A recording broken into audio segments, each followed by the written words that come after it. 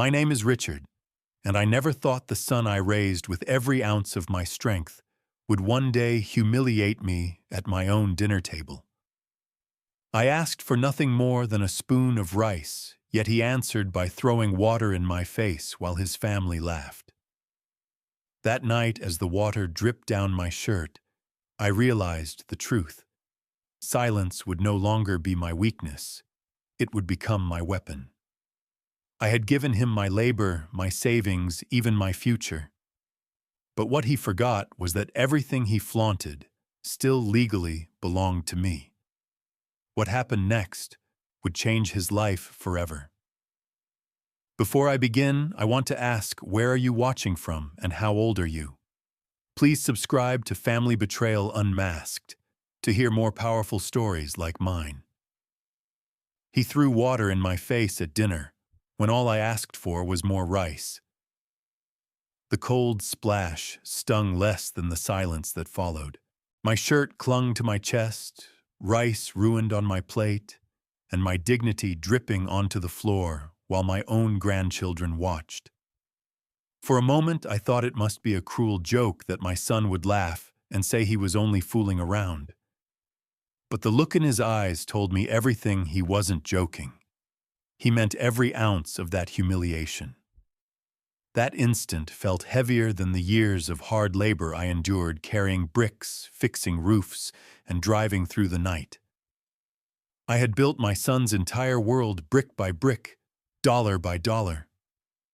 I thought he would one day say, "Father, rest, now I'll take care of you." Instead, he mocked me with a glass of water, as if I were a beggar at his table. My mind flashed back to when he was a child, small and fragile, wrapped in a coat I had bought by pawning my only gold ring. I remembered skipping meals to pay his school fees, working overtime to make sure he had shoes that fit. Every wrinkle on my face, every scar on my hands had his name carved into it. And yet in that moment, he looked at me as if I were a burden. The sting wasn't in the water, it was in the laughter that rippled through the room. His wife chuckled awkwardly, not to defend me but to smooth things over for him. The grandchildren giggled, thinking it was entertainment. Their young eyes learned something dangerous that night. Disrespecting their grandfather was acceptable. That realization cut deeper than any physical pain. I sat frozen in my chair. I didn't shout, I didn't throw the glass back, I didn't slam my fist against the table. I stayed silent, though inside my chest my heart thundered. Some might think my silence was weakness, but I knew in that very second it was turning into something else. A silence that carried a storm. When I finally stood, I didn't slam my chair or curse the air. I walked slowly back to my room, each step echoing with memories of sacrifices he would never understand. Behind me, I heard plates clinking and laughter resuming, as if humiliating me was nothing but a passing moment unworthy of apology. But in my room, sitting on the edge of my bed, with water still dripping from my hair, I felt something inside me shift. That was the night my patience ended. The years of endurance, of hoping he would change, of excusing his arrogance, they died with the water soaking through my shirt. He thought he had broken me. He thought I was powerless. But he didn't know the truth. Everything he believed was his still legally belonged to me. And soon he was going to learn the cost of forgetting who built his world. Water dries, but dignity once lost never returns. That thought kept circling my mind as I sat in my room, my shirt still damp against my skin. I stared at my hands, these same hands that once held his tiny fingers when he was a boy, that labored through long nights to give him the life I never had. Now those hands trembled not from age, but from fury. I remembered when I bought his first school uniform. I had gone without meals for a week, just so I could see him walk proudly into class. I remembered selling my old watch to buy him a bicycle, the joy on his face when he rode down the street. Years later, when he wanted his first car, I gave him money from my savings. That car cost more than anything I had ever owned, but I didn't care. I wanted him to feel equal to his friends, never ashamed of his father's poverty. I paid for his wedding. I helped with the down payment for his first house. My wife and I tightened our belts, convincing ourselves that our sacrifices would guarantee us respect in our old age. I even shared joint bank accounts with him, thinking it would teach him responsibility.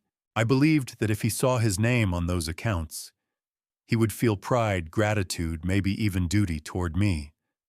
Instead, it made him arrogant. Every act of love, every sacrifice only fed his entitlement. When neighbors whispered that I was spoiling him, I laughed it off. When my wife warned me that he was growing too dependent, I silenced her worries. I told myself one day he will repay us with love. One day he will understand. But looking back now, I see how blind I was. What I thought was building his future was destroying his character. At dinner that night, when the water splashed across my face, I realized I had not raised a grateful son. I had raised a man who believed everything belonged to him by right.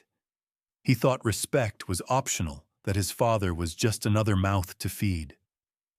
The shame wasn't just in the act, it was in the years of small humiliations that led up to it.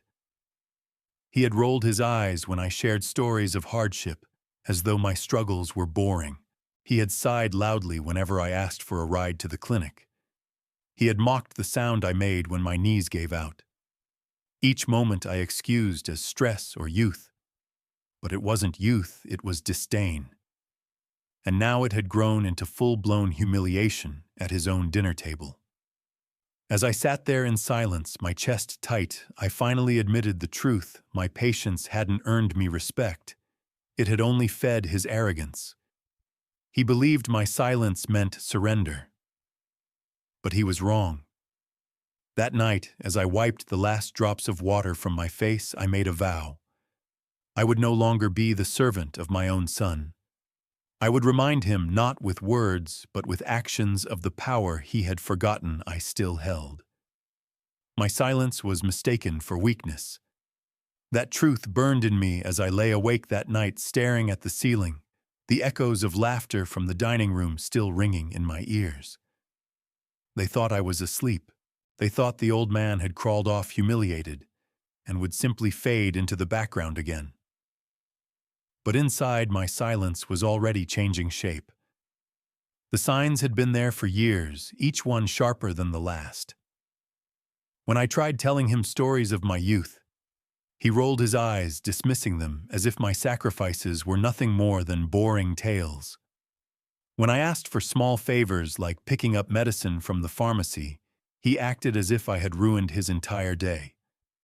Even when I contributed money from my pension to the household, he made it sound like I was a freeloader muttering about bills and groceries, as if I was stealing from him. I can still hear his voice. "You're lucky I don't charge you rent." The irony cut me like a knife. Rent when he lived in the house built with my hands, the house paid for with decades of labor. Yet I stayed silent, swallowing my pride because I thought fighting him would only push him further away. I thought patience would heal the cracks, but patience only made the cracks wider. Even his wife had learned to treat me like an intruder. If I coughed at night, she shouted from her bedroom, telling me old men belonged in nursing homes. My son didn't defend me. He laughed, enjoying the insult. Once, when my knees buckled and I groaned, getting into a chair, he mimicked me in front of his friends, making everyone laugh. I sat in silence then too, but inside I was shrinking smaller and smaller until that night when the water hit my face and I finally broke. What I didn't realize before was that silence can take two forms.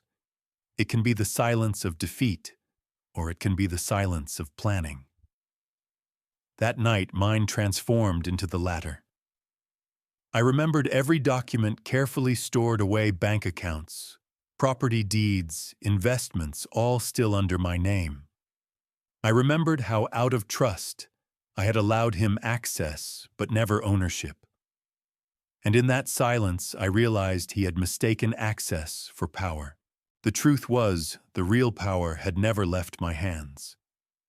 As I sat on the edge of my bed, my clothes still damp, I decided that my silence from that moment forward would no longer be submission. It would be a mask. I would let him laugh, let him mock me, let him think he had broken me. All the while I would prepare quietly, slowly, decisively. He believed I was powerless. He believed I was dependent. But he would soon discover that what he thought was his life was built entirely on my foundation, and I had the right to take it back. My silence was no longer weakness. It was the sound of a storm waiting to break. The dinner table became my courtroom. That thought struck me as I replayed the moment again and again. My son had been judge, jury, and executioner, condemning me with a splash of water while the rest of the family sat as silent witnesses. No defense was offered, no sympathy shown. I wasn't just humiliated, I was sentenced to invisibility in the very home I had built.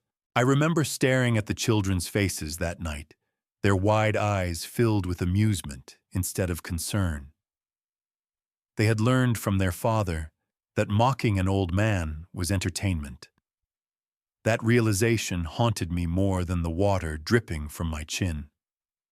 It wasn't just my dignity that had been lost. It was the respect of generations.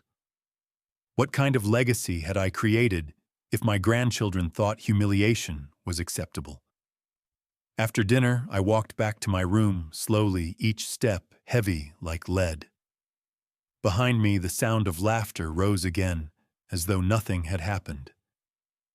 They were eating dessert, talking about plans, while I sat on the edge of my bed, my shirt clinging cold to my skin. I felt as if I had been erased, but as I sat there, something inside me hardened. All my life I had been a giver. I gave food when I was hungry. I gave money when I had none to spare.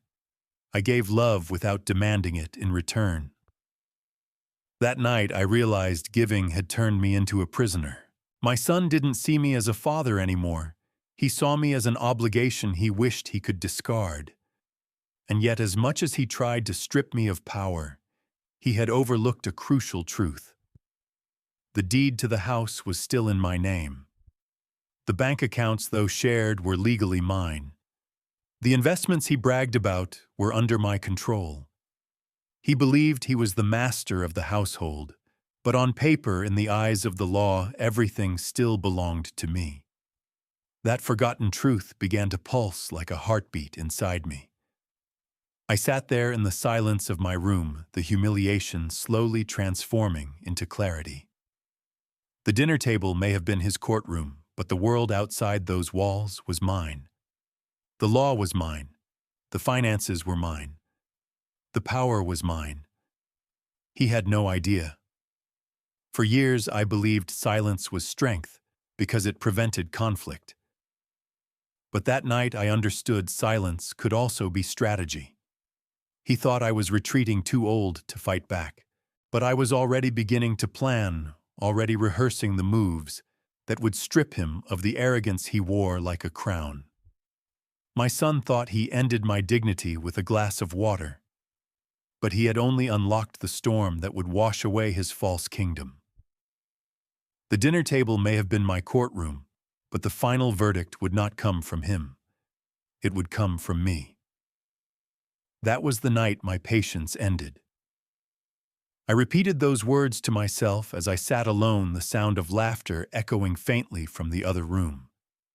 For years I had convinced myself that endurance was love, that silence was respect, that patience would eventually earn me dignity. But all it had done was teach my son that he could strip me of honor without consequence. As I stared into the mirror across the room, I barely recognized the man looking back. Wrinkles carved by decades of labor, eyes red from holding back tears, lips pressed tightly shut, as if sealing away all the words I had swallowed. That man was tired, yes, but he was not broken.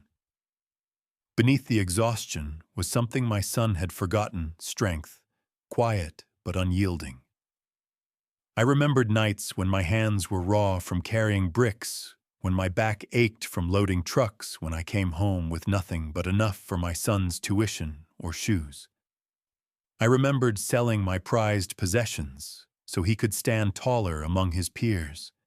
And yet, with all those sacrifices, he had chosen to repay me with humiliation.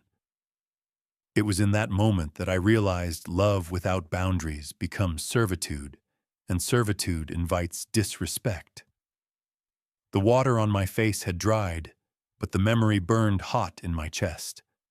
I replayed the scene, his eyes cold, his voice sharp, the grandchildren giggling. Each repetition was like a hammer striking steel, forging something new inside me resolve. I had endured the sighs, the eye rolls, the mocking cough imitations, the complaints about bills. I had excused them as stress, as youth, as ignorance.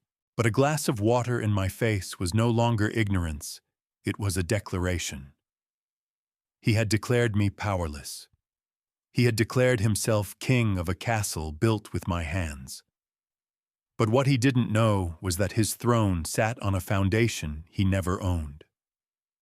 The deeds, the accounts, the investments, those were not his gifts, they were mine.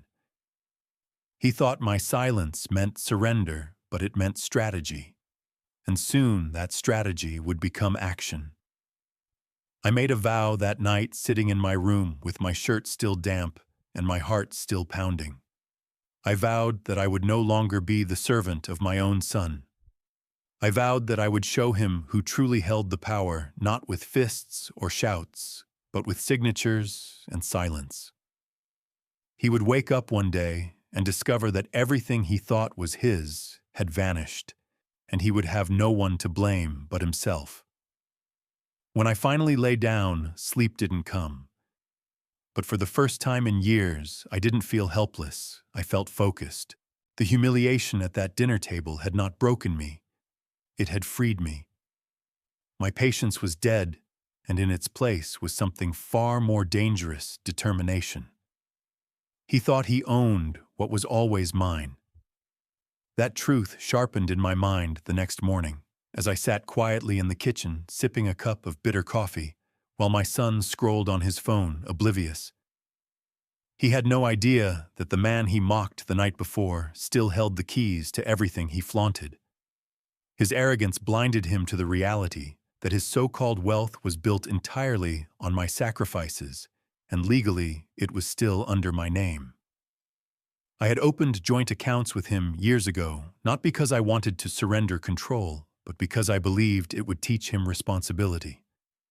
I thought seeing his name next to mine would give him pride, would remind him that trust is an honor, not a right. But instead of gratitude, he saw ownership. He walked around like a man who believed he had inherited my entire life before I was even gone.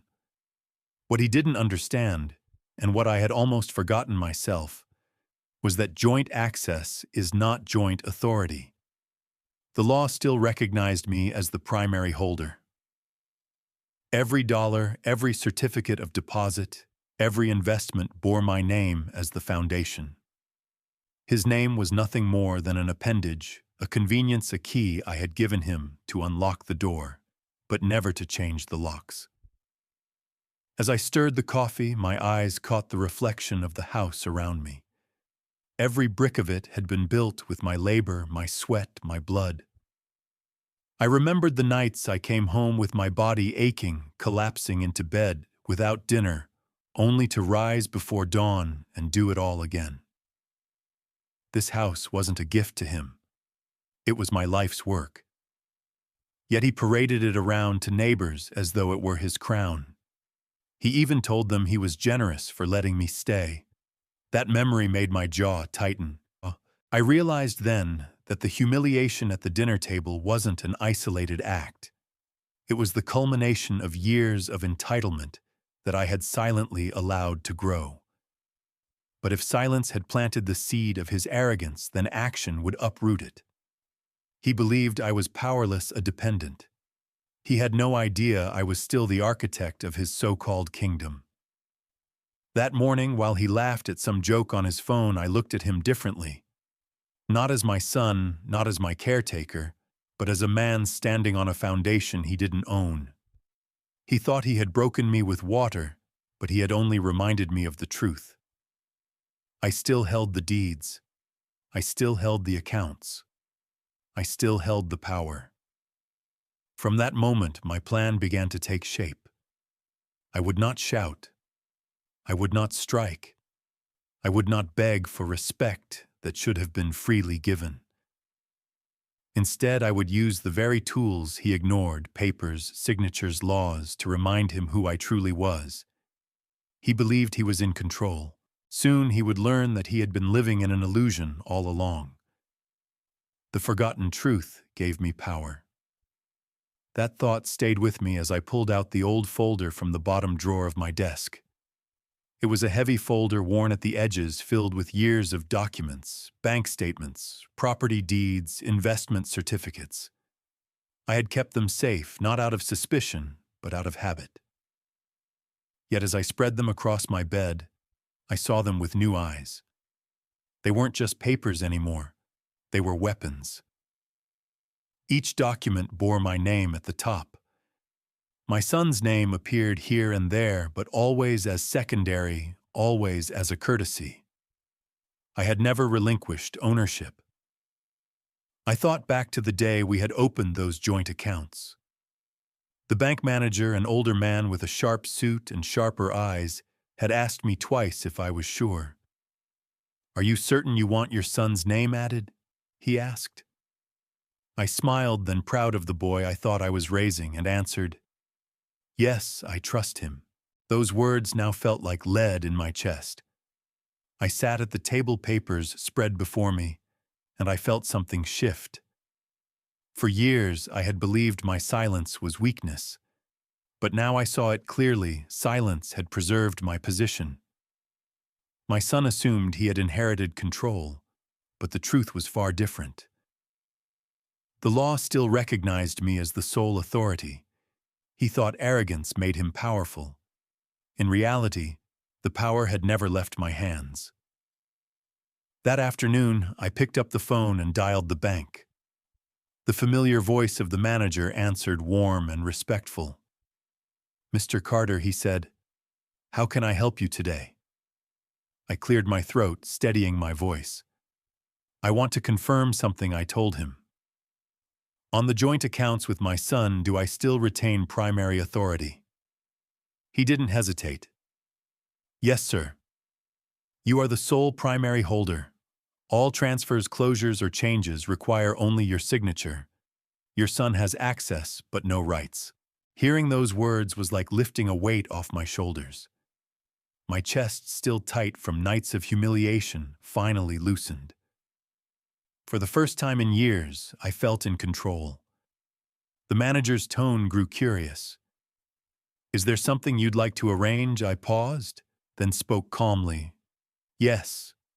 I want to schedule an appointment tomorrow afternoon." When I hung up the phone, I sat back in my chair and closed my eyes. My son was in the next room, laughing with his wife, scrolling through his phone, completely unaware that his world was about to change. He thought he was untouchable, that I was nothing but a dependent old man clinging to his charity. But tomorrow, with a few strokes of a pen, I would remind him who truly built his kingdom. That night I slept lightly, not from restlessness, but from focus. My plan had moved from thought to action. Tomorrow would be the first step in reclaiming everything that was mine. He threw water on my face to shame me. I would drain the life he thought was his to show him the truth. Every stroke of my pen erased his arrogance.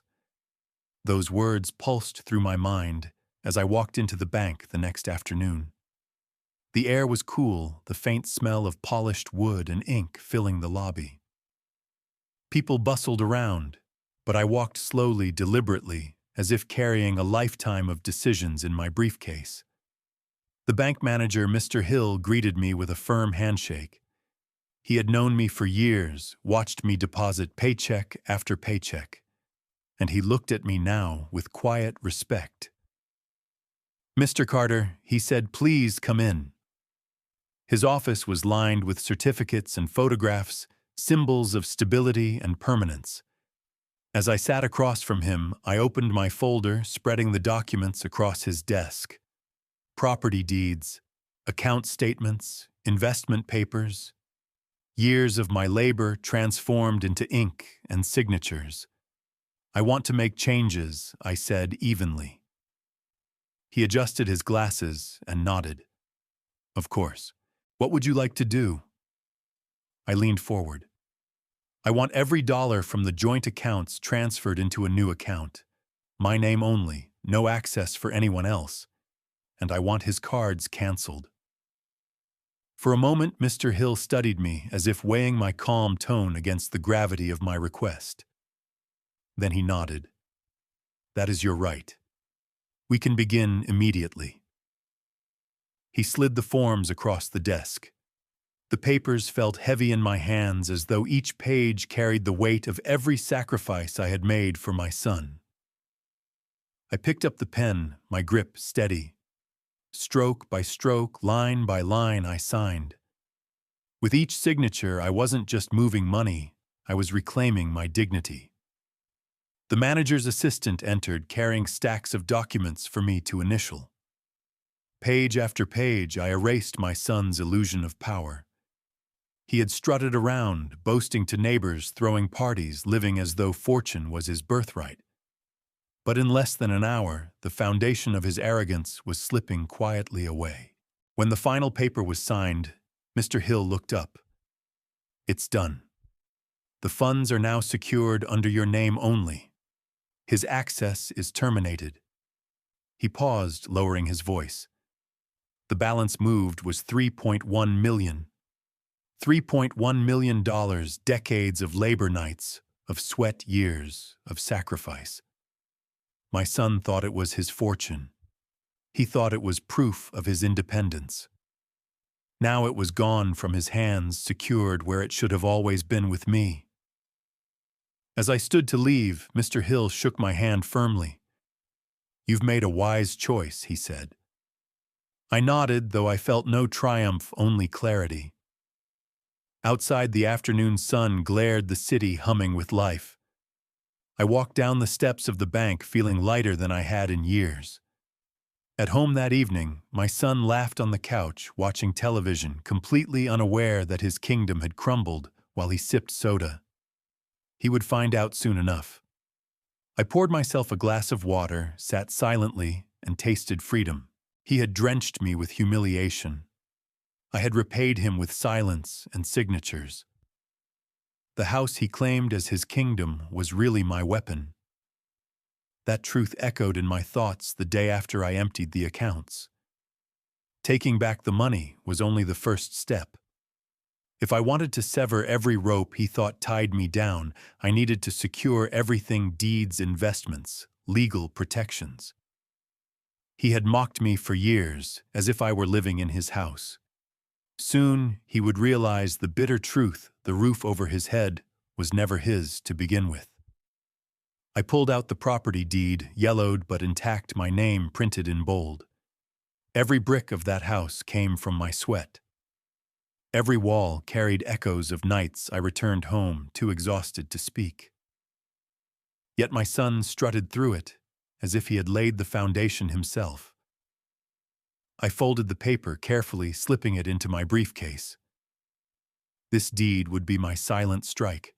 Next were the investments, bonds, certificates of deposit, a modest but steady portfolio I had built quietly over the years. He thought the comfort he enjoyed came from his own success, but the reality was that my savings had shielded him from the hardships most men face. I met with my financial advisor that morning, signing transfer after transfer, consolidating every asset into accounts solely under my control. "Mr. Carter," the advisor said as he handed me the final statement, "your son will have no access to these going forward. Everything is protected." His words steadied me. For the first time in years, I felt the ground under my feet was solid, not borrowed. But I knew money alone wasn't enough. Arrogance like my son's needed more than empty bank accounts to collapse. It needed finality. That was where my lawyer came in. I visited his office, a modest building with shelves stacked with law books. He greeted me warmly, surprised to see me in person. "What can I do for you today?" he asked. I placed the documents on his desk. "I need a letter," I said. "Not now, not tomorrow, but weeks from now after I'm gone. Deliver it to my son only when I say." His brows furrowed. What should it say? I leaned back in my chair, my voice steady. It should be short, sharp, a reminder that his humiliation of me was not forgotten, that I took back everything he thought was his. Nothing more, nothing less. The lawyer nodded slowly, then wrote it down, promising to keep it sealed until the time was right. As I left his office, I felt an unusual calm. The pieces were falling into place, not with shouting, not with confrontation, but with quiet signatures and sealed envelopes. That evening at home, my son laughed with his wife in the living room, speaking loudly about bills and plans, while I sat silently in my room, my briefcase locked at my side. He thought he had broken me with a glass of water, but in truth, he had given me the clearest vision I'd ever had. Soon he would wake up in a house that wasn't his, surrounded by bills he couldn't pay, with no access to the wealth he had flaunted. And when that day came, my silence would echo louder than any curse. I packed not sadness, but freedom. Those words stayed with me as I unzipped the old brown suitcase I had kept for decades, the same one I once carried to job sites in distant towns. Its corners were scuffed, its handle worn, but it was reliable, much like me. This time, though, I wasn't packing for work. I was packing for escape. I folded 3 sets of clothes, plain and practical. A few shirts, 2 pairs of pants, undergarments. Nothing heavy, nothing that would slow me down. I slid my passport into the inside pocket, along with my medications and the newly signed financial papers. Each item I placed inside felt like a piece of armor protection for the new life I was about to claim.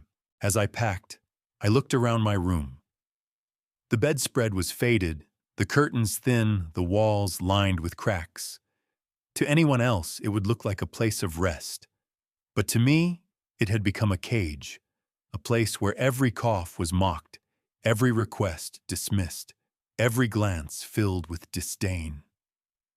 I realized I felt no sadness leaving it behind. Only relief.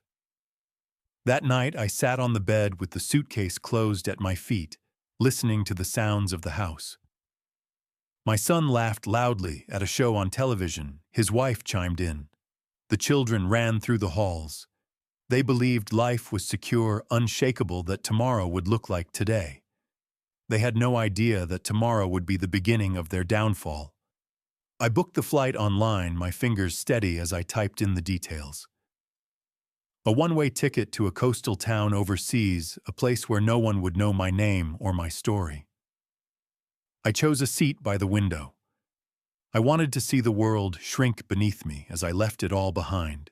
The departure was set for 2 days later, enough time to move carefully, quietly, without suspicion. The next morning, I withdrew small amounts of cash from different branches, spreading out the visits so nothing would seem unusual. A few hundred here, a few hundred there, until I had enough to carry me comfortably for the first months abroad. Each bill I tucked into the hidden compartment of my suitcase felt like another step toward freedom. To cover my tracks, I emailed my lawyer, reminding him of the sealed envelope and confirming the timeline. "Deliver it only after I am gone," I instructed. His reply was short, "Understood." That was all I needed. On the final night, I barely slept. I lay awake, suitcase-packed shoes by the door, listening to the creaks of the house.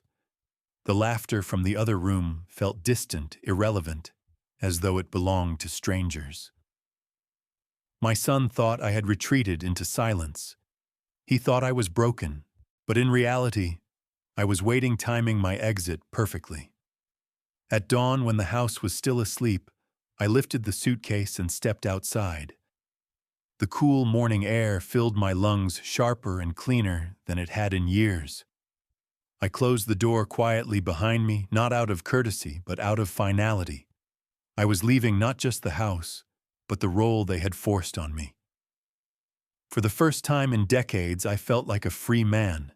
His smile faded with a single error message.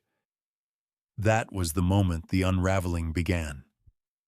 I wasn't there to see it with my own eyes, but I could picture it so clearly that it felt as if I stood in the doorway, watching. My son woke up that morning like any other day, full of careless confidence. He swaggered into the kitchen, speaking loudly to his wife about bills and weekend plans. He poured himself coffee, kissed his children on the head, and bragged about how he would take care of everything. He pulled out his phone, logged into his account, and expected to see the numbers that made him feel untouchable. But instead, the screen froze, blinked, and returned with a cold, gray message error. Access denied. His smile faltered, but arrogance can be stubborn. He muttered under his breath, tapped harder, convinced it was just the Wi-Fi. He tried again. Same result. His wife leaned across the table, curious. "What's wrong?" she asked. He brushed her off with a laugh. "Systems down," he said, though his voice had lost some of its swagger. He pulled out another card, swiped it through the payment app for a small bill, expecting it to clear. Instead, the screen lit up with red letters. Transaction declined. I imagined the silence that fell in the room. His wife's eyes narrowing, the children watching their father's mask slip for the first time. He tried again, more frantic this time, swipe, error, decline. Panic started creeping in where pride used to sit.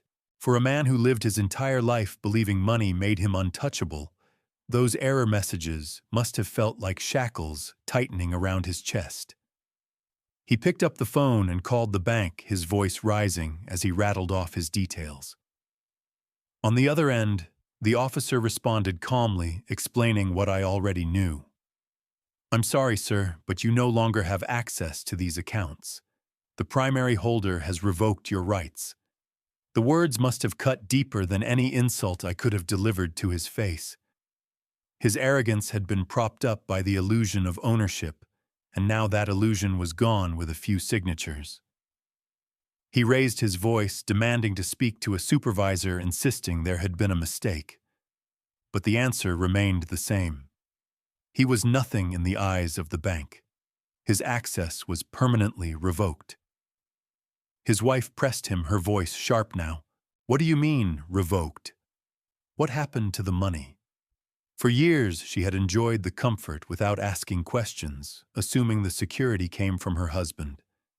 Now, in one morning, she realized the truth that their lives had been built on borrowed ground. And while he scrambled, cursing into the phone, sweating as his children stared at him, wide-eyed, I was already gone, flying toward a new horizon. He thought he had washed away my dignity with water, but instead I had washed away his entire future with a pen. The first cracks in his kingdom had appeared, and soon the whole facade would collapse. Arrogance turned to panic in minutes. That's how quickly his world began to collapse. After the first denial from the bank, my son's voice rose sharp and frantic, filling the kitchen with desperation. He jabbed at his phone, red in the face, as if sheer force could bend the truth back in his favor. "Run it again," he demanded. "Check it again, I'm the account holder." But the calm voice on the other end repeated what I already knew. "Sir, you are not the primary. You no longer have rights." He slammed the phone down, his hands trembling. His wife stood frozen by the counter, eyes wide, her mug of coffee forgotten. "What do you mean, no rights?" she pressed. "That's our savings. That's our future." "What happened?" He tried to wave her off with a weak smile, but his voice betrayed him. "It's just a temporary error. Banks mess up all the time. I'll fix it." But she wasn't convinced. She had seen enough cracks in his mask to know this wasn't just a glitch. Her tone hardened. You told me we were secure. You told me this house, those accounts, everything, it was ours. Was that a lie? The children sat quietly at the table, sensing the tension, their spoons clinking nervously against their bowls. He grabbed his car keys, muttering curses under his breath.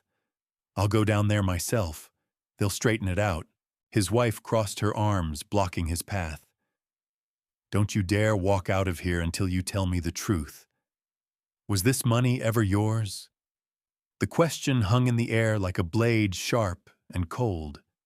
For years he had paraded around like the master of the house, boasting to neighbors about his wealth, throwing parties funded by money he never earned. Now cornered in his own kitchen, he couldn't answer his wife's question. He stammered, his face pale. It was mine. My father just, he stopped himself, realizing too late that the truth was already spilling out. Her eyes widened with fury. Your father? You mean the man you humiliated at this table last night? You mean everything we've lived on came from him? Her voice cracked with betrayal, louder than his excuses. The children stared at their mother, then at their father, realizing for the first time that the man they idolized had no ground beneath his feet.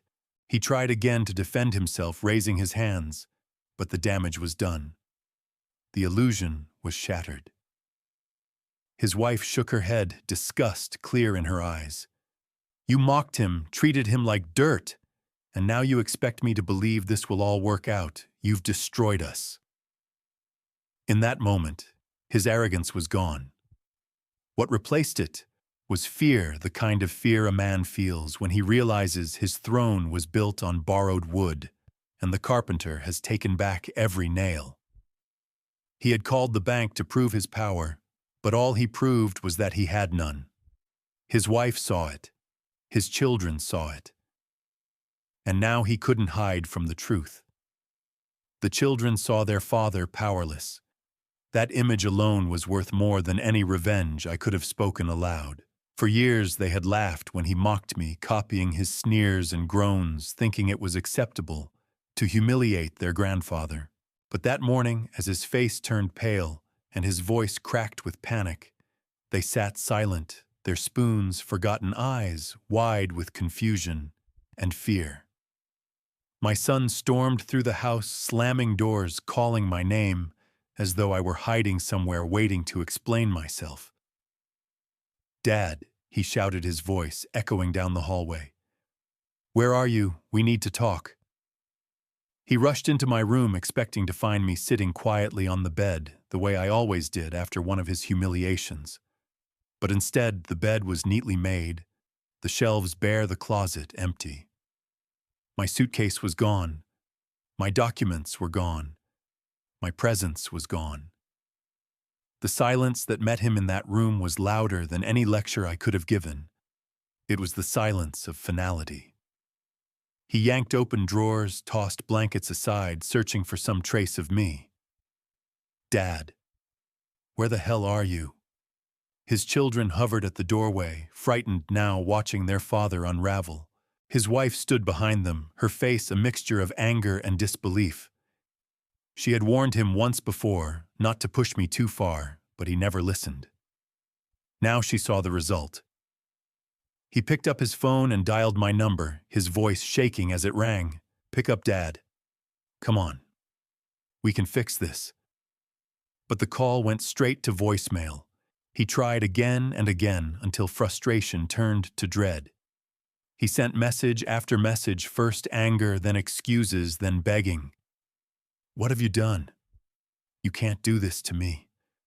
Please, Father, let's talk. But he didn't know that I had already turned off the phone and discarded the SIM card. His words would never reach me. The lifeline he thought he could tug whenever he wanted had been cut cleanly, permanently. His children crept closer, whispering. Where did Grandpa go? They asked, their voices soft, confused. He had no answer for them. For the first time in their lives, they saw their father without control, stripped of the swagger he carried like armor. He slumped into the chair in my room, holding his head in his hands, his shoulders shaking not with grief but with fear. That fear was the same fear he had once tried to put into me, making me feel like a burden in my own home. Now it was his turn to feel it, to realize that everything he thought was solid beneath his feet had crumbled overnight. His kingdom was gone, and the man he mocked as powerless had disappeared with the crown jewels in silence. The lesson was beginning, and it had only just begun. He begged into a dead phone. That was the reality I had prepared for, the moment I knew would come. After realizing I was gone, my son's desperation grew sharper. He called my number again and again, each time meeting silence. When that failed, he tried another path, the lawyer whose name he found on an old envelope in my desk drawer. He dialed quickly, pacing the floor, his voice breaking as the line connected. "Hello, this is Carter's son. I need to speak with him. Please tell me where he is." "This is urgent." The lawyer, calm and measured as always, paused before answering. "Your father made his decision. That is all you need to know." My son's voice cracked, rising with panic. "What do you mean he can't just leave that money, that house? It's mine too. He can't take everything." The lawyer's tone didn't waver. "Legally, everything was under your father's name. He had the right to act as he did. Nothing was yours without his consent, and he chose to withdraw that consent." Those words must have struck him harder than the water he once threw in my face. For years he had boasted to neighbors, to friends, even to his wife, that he was the provider, the master of the household. Now the cold voice of the law stripped him bare. He was nothing more than a man living on borrowed ground. He tried again, his voice dropping to pleading. "Please just tell me where he is. I need to make this right. I'll apologize. I'll fix everything." The lawyer's reply was steady, final. "Your father instructed me not to reveal his location. My duty is to respect his wishes. He also told me to remind you of this. His decision is final. Do not expect him back." I can imagine the silence that followed, the weight of those words pressing down on him. His wife was standing nearby, arms crossed, listening to every word. When he hung up, she asked sharply, "Well, what did he say?" My son couldn't meet her eyes. He's not coming back." Her face hardened. "Not coming back? You mean he's left us with nothing, after everything you told me, after all the lies?" She shook her head in disgust and walked away, leaving him with his children staring at him, wide-eyed and frightened. The authority he once commanded had evaporated, and even his own family could see it. That night, he sat alone at the kitchen table, surrounded by unpaid bills, his phone silent in his hand. He scrolled through the unanswered messages he had sent me, each one more pitiful than the last. Anger had turned to begging, and begging had turned to silence. The silence I gave him was louder than any curse, because it carried the truth he no longer had a father to lean on, nor the fortune he thought was his. He wanted to fight to claw back what he thought he'd lost, but there was nothing left to fight for. The law was clear. My decision was permanent. His humiliation had only just begun. Neighbors began whispering. That was how his collapse spread, not with loud explosions, but with quiet murmurs that grew into echoes he couldn't escape. My son had built his reputation on arrogance. He strutted through the neighborhood, hosting loud barbecues, boasting about his wealth, dropping hints that he alone carried the family's prosperity. People had envied him, some even admired him. But admiration fades fast when it turns out to be built on lies. The day after the bank stripped his access, he tried calling old friends, hoping to borrow money, or at least buy time. But the calls went unanswered. One by one, the same men who drank his liquor and sat at his table suddenly remembered the debts he owed them. The whispers grew, "He's broke. He was living off his father. It was never really his. The very people he once impressed now laughed behind his back. At home, the pressure grew unbearable. His wife, once content to play hostess at his gatherings, turned cold. "You lied to me," she said flatly one evening, arms folded across her chest. "All those years, all those parties, all that pride, it wasn't yours. It was your father's." He tried to argue, tried to tell her I had betrayed him, but she wasn't fooled. "No," she snapped, "you betrayed yourself. You mocked the man who gave you everything, and now we're left with nothing."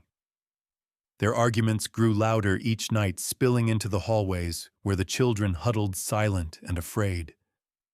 The children who once laughed at my slow steps now watched their father crumble, shoulders slumped, hands shaking. The man they once believed could solve anything now sat with overdue bills spread across the kitchen table, unable to pay for groceries, rent, or even gas. And still he called my phone, dozens of times a day. When anger didn't work, he begged. When begging didn't work, he pleaded with promises. "I'll change. I'll respect you. Just come back." But the calls rang into nothing because I had already thrown the phone away. My silence became a mirror, forcing him to see himself for what he was. A man who had mistaken generosity for weakness and arrogance for strength.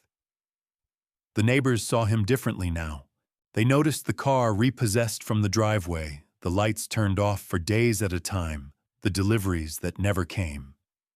Whispers traveled faster than facts his father left him. His father took it all. Some pitied him, but most felt no sympathy. They had heard him brag too many times, had seen him humiliate me in public, and now they said simply, he got what he deserved. By the end of that month, he had lost more than money. He had lost face. His wife barely spoke to him. His friends avoided him. His children stopped looking at him with admiration. He had once thrown water on me as though I were nothing. Now when he looked in the mirror, he saw the reflection of nothing staring back at him. His kingdom was ash, his pride was dust, and his humiliation was complete. And I was thousands of miles away, breathing in the salt air of freedom, knowing justice had spoken without me ever raising my voice. A sealed letter carried my last words. That was the strike I had saved for the end, the blow sharper than any confrontation I could have staged. Weeks had passed since my disappearance. Weeks of my son stumbling under the weight of his own arrogance turned to ashes. By then the money was gone from his hands. The house no longer his, and his reputation in the neighborhood reduced to whispers and laughter. But still he clung to one thing, hope that I might return. That was why the letter mattered. My lawyer arrived at his door on a quiet afternoon. My son opened it with dark circles under his eyes. His clothes wrinkled, his voice rough from sleepless nights. Behind him, the house was a shell of its former self, bills piled high on the counter. His wife sitting stiffly on the sofa, the children silent in their rooms. The lawyer's presence must have seemed like a lifeline. "This is from your father," the lawyer said, handing over a sealed envelope. My son's hands shook as he tore it open, desperate for some sign of forgiveness, some clue that I had left a door cracked open. Inside there was no comfort, no long explanations, no invitation to reconcile, just 2 short sentences written in my hand. "You threw water on my face. I drained the life you thought was yours." No signature, no return address, nothing else. Just finality. I can imagine his reaction. His face shifting from confusion to disbelief, from anger to sorrow. His lips trembling as he read the words again and again, hoping they would change if he stared long enough. But they didn't change. They never would. His wife leaned over his shoulder, read the note herself, and turned away without a word. That silence, heavier than any scolding, was the echo of his world collapsing once more. He tried to chase the lawyer down the driveway, shouting questions, demanding answers. "Where is he? Tell me where he went." But the lawyer's instructions were clear. He turned, adjusted his briefcase, and repeated what I had told him. "Your father made his decision. That is all you need to know." And then he left. My son stood alone in the doorway, clutching the note, the paper shaking in his hands. Inside, his wife's eyes no longer held patience, only contempt. The children avoided his gaze, sensing something broken in him that couldn't be repaired. The man who once laughed at me for being weak had been left with nothing but words carved into his memory, words he could never escape. That letter was not just a message, it was a verdict. It reminded him that every humiliation he had dealt me, every insult he had tossed carelessly, had come back to him in a form he could not fight. There was no arguing with it, no undoing it. It was as final as a tombstone. And from across the sea I smiled for the first time in years, knowing that my silence had spoken louder than his arrogance ever could. 2 sentences heavier than years of silence. That's what the letter became, a weight he could not lift, a truth he could not outrun. My son sat at the kitchen table with the paper in his hands, his knuckles white as he gripped it. His eyes scanned the same words over and over, as though repetition could change the meaning. But nothing changed. The words remained like stone. "You threw water on my face. I drained the life you thought was yours." His wife hovered nearby, arms crossed her face, pale with anger. For years she had enjoyed the comforts of the house, the parties, the vacations, all the things he paraded as his achievements. But now the truth was written in ink. None of it had been his. It was mine, and it was gone. She leaned closer, read the letter again, then pushed away from the table without speaking. Her silence was louder than any scream. My son tried to stop her. "Wait, don't walk away. You don't understand." His voice cracked, desperate. But she turned to him, her eyes sharp. "Oh, I understand perfectly. You built our lives on lies. You mocked the man who gave you everything. And now he's gone, and so is everything else.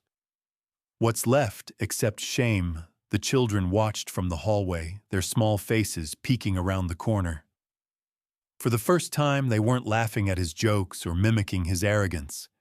They were watching their father unravel, and in their eyes he saw what he had once forced me to see: disappointment. He slammed the letter down on the table, his voice rising in anger. "This isn't over. He can't do this to me," but his words had no audience anymore. His wife had already walked into the other room, shaking her head. The children slipped back into their bedrooms, whispering behind closed doors. His fury echoed against empty walls. Later that night, he poured himself a drink, staring at the paper under the dim light. He spoke to it as if I could hear him. "Why, Dad? Why couldn't you just forgive me? We could have fixed this." But forgiveness cannot grow where respect has been buried. He had killed that possibility the moment he threw water in my face. He tried to call the lawyer again the next morning, demanding a meeting, demanding answers. But the lawyer repeated the same words, patient but firm. "Your father made his decision. It is final." My son shouted into the phone, threatened, begged, but nothing changed. The law was on my side, and the silence was mine to keep. At home, his wife's patience snapped. "I won't raise our children in this chaos," she told him coldly. "You've ruined everything with your pride. If you can't face the truth, then you'll face it alone." Her words cut deeper than the letter itself. For the first time, my son realized he wasn't just losing money, he was losing his family. And still, the note sat on the table, staring back at him, 2 short sentences, heavier than a lifetime of lies. This was no mistake, but permanence. That's what finally sank into his mind as the days passed after the letter arrived. My son tried everything to convince himself it was temporary. He marched to the bank, demanding explanations, only to be shown the papers I had signed, papers proving his access had been erased permanently. He stormed into the lawyer's office, only to be told again, with cool certainty, that my instructions were clear and final. No loopholes, no appeal, no second chance. He came home that evening, shoulders slumped, his shirt wrinkled and damp with sweat. His wife was waiting at the door, arms folded. "Well?" she asked. Her voice carried no sympathy, only accusation. He dropped into a chair, burying his face in his hands. "It's gone. Everything. He made sure of it." She stared at him, her lips pressed tight. "No, you made sure of it. With your pride, with your cruelty. He warned you every day with his silence, and you never listened." The children peeked out from their rooms, wide-eyed, whispering to each other. They were too young to understand the intricacies of bank accounts and deeds, but they understood one thing clearly: their father was no longer the man they thought he was. The invincible figure who once strutted through the house was now a broken man, muttering excuses to himself. He tried to fight the shame by lashing out. He yelled at his wife, blamed her for not supporting him. He shouted at the children when they stared too long. He even cursed my name, calling me heartless, ungrateful. But every word he spoke rang hollow even to his own ears. The truth was unavoidable. He had mocked the man who gave him everything, and that man had quietly taken it all back.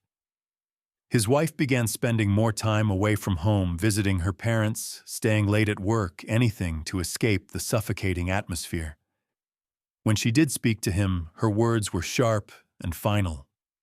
"You've destroyed our family's future, and I don't know if I can forgive you for that." The distance between them grew like a canyon, and he had no bridge left to cross it. At night, he sat alone at the table, the letter still lying in front of him. He read it again and again, as if hoping the words would change. "You threw water on my face. I drained the life you thought was yours." 2 sentences. That was all it took to end his illusions. He tried reaching out to old friends for help, but they wanted nothing to do with him now that his fortune had vanished. Even the neighbors who once envied him avoided eye contact, whispering behind his back. Every social mask he wore had cracked, leaving him exposed. There was no fixing this, no path back to the man he pretended to be. The permanence of my decision became his prison. He had laughed when he drenched me in water. Now he sat in his own silence, drowning in the consequences. Justice was not fists, but silence. I whispered that to myself the first morning I woke up in my new home, thousands of miles away from the house where I had been humiliated. The sound of the ocean drifted through my window, the smell of salt carried on a breeze that felt cleaner than any air I had breathed in years. I stood on the small balcony of my rented apartment overlooking the sea, and for the first time in decades, my shoulders felt light.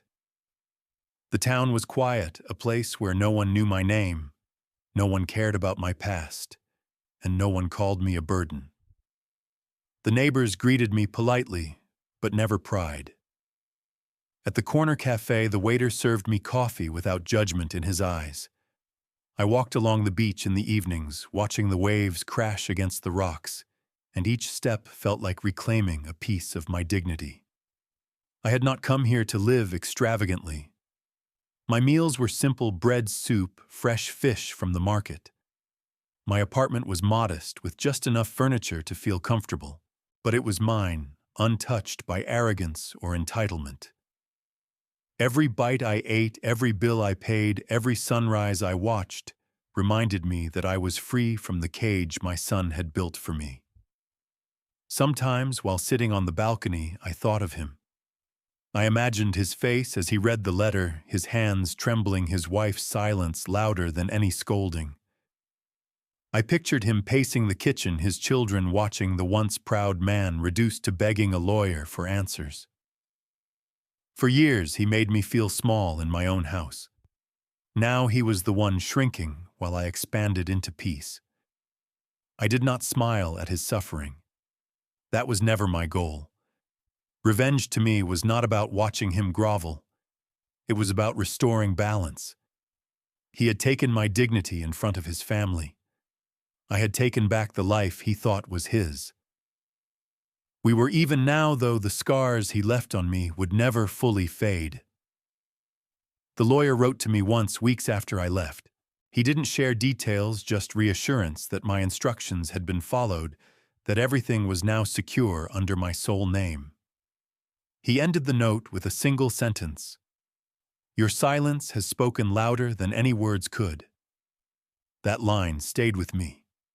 It reminded me that sometimes the quietest acts carry the heaviest weight. At night, I lay in bed with the sound of waves in the distance, my window open to the cool air.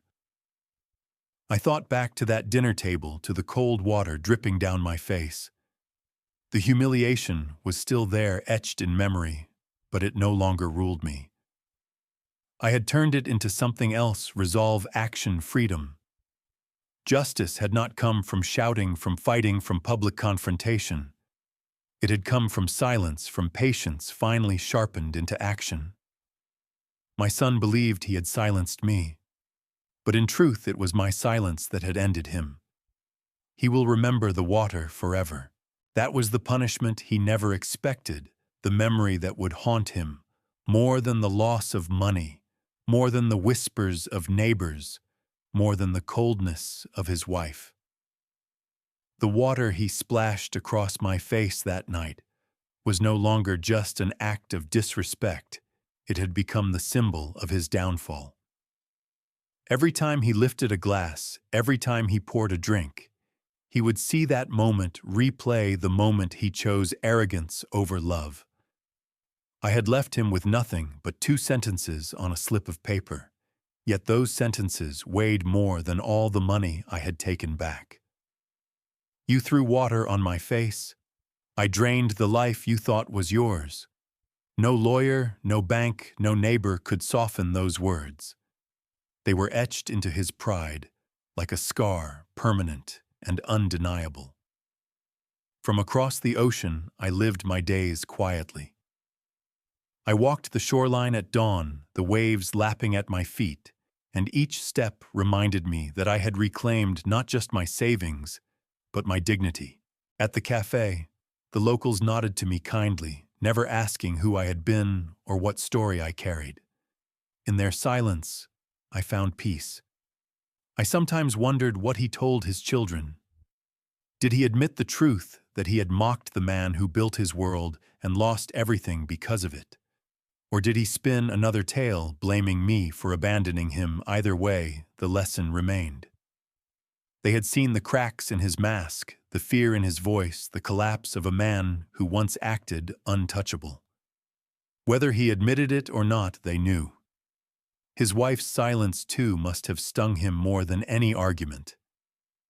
She had walked away in spirit long before she ever packed a bag. She saw him not as a provider, but as a fraud. And when neighbors whispered behind his back, she didn't defend him. She simply let the whispers grow because the truth was too clear to deny.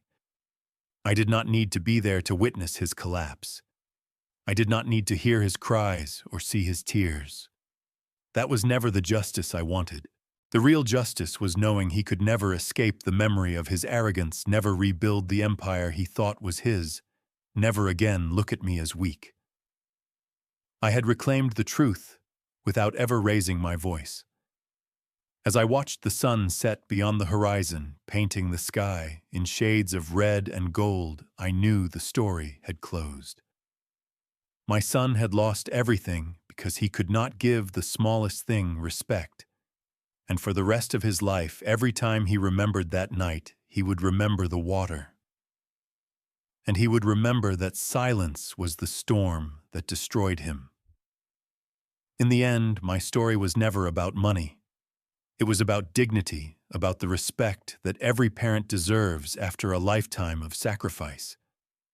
My son believed wealth made him powerful, but he forgot the truth that respect is the true inheritance a child gives back to their parents. Without it, even a fortune cannot hold a family together. When he threw water on my face, he thought he was proving his authority. Instead, he exposed his weakness.